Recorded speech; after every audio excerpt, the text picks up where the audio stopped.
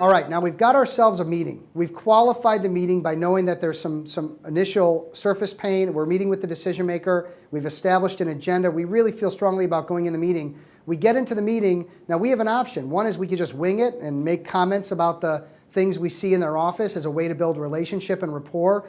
More importantly, we should have done some research so that we immediately have some talking points right from the get-go. So what we're looking to do is we're looking to build a foundation in the relationship.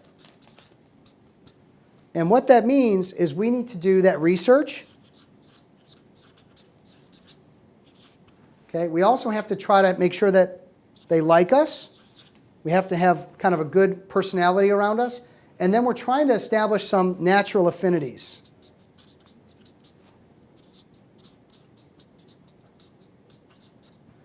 And what that does is that allows us to have some common ground where we can talk about somebody that we know in common. It could be that we live in the same area.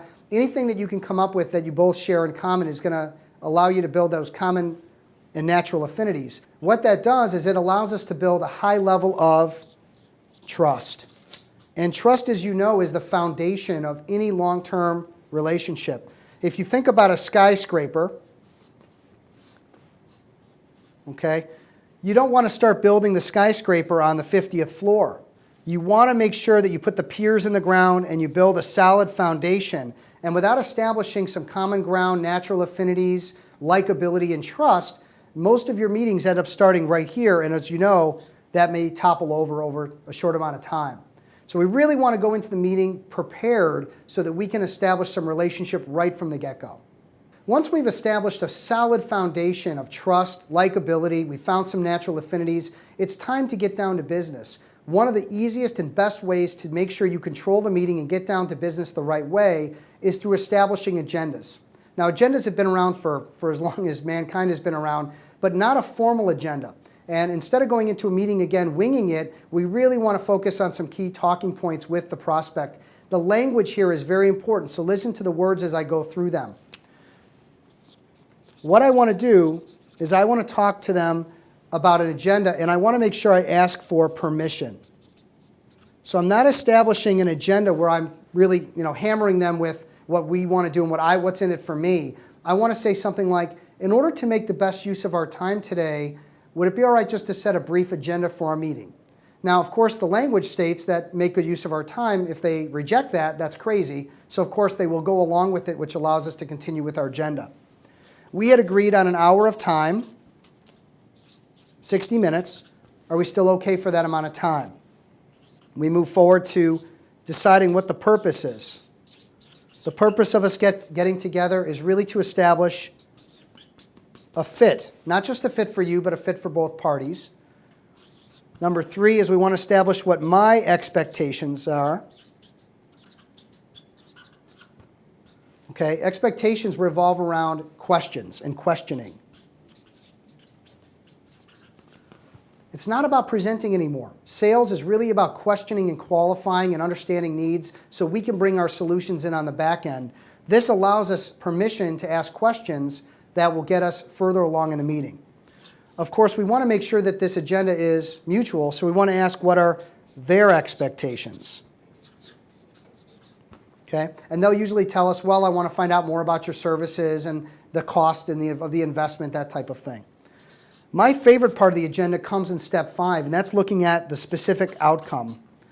Now, most people that I talk to believe that the outcome or the best outcome is a yes, and I don't disagree with that. When I ask what's the second best outcome, that's where we get into trouble.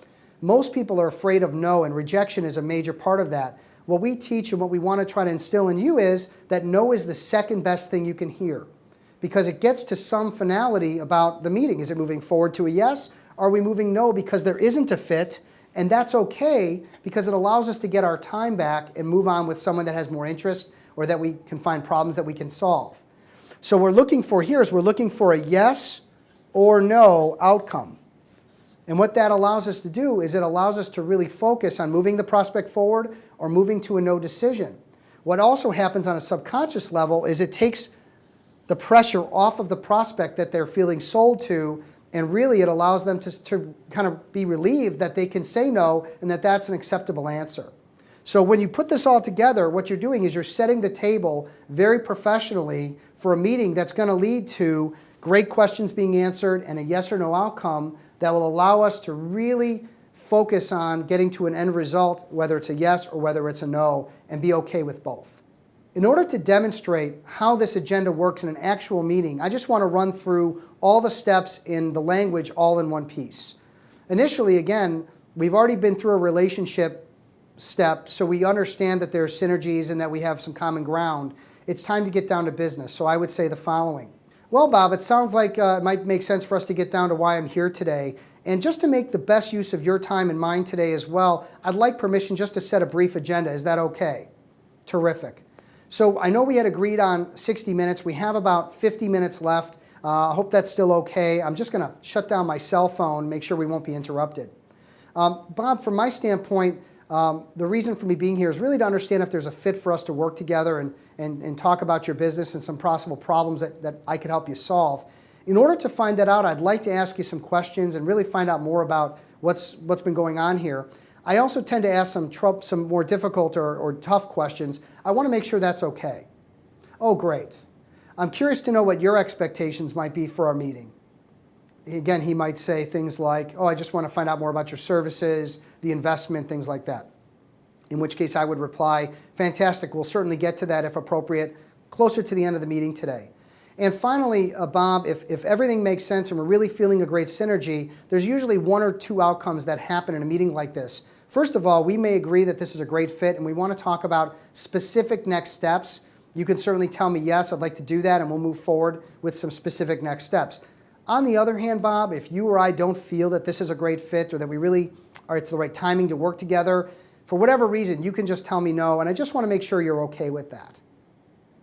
All right, so that's the agenda broken down, and as you can see, it was very professionally done. The language really works well, and what that does is it really professionally sets up the table for a meeting where I'm going to be able to get a fit, I'm going to ask questions, and I'm going to be able to drive that prospect to a yes or no decision without any pressure that I'm there to convince them of something or sell them something, which is not really my purpose of being there. It's really to understand if there's a solution that I could provide. So establishing agenda really helps set the table for a strong meeting. I highly encourage you to incorporate that into your sales process.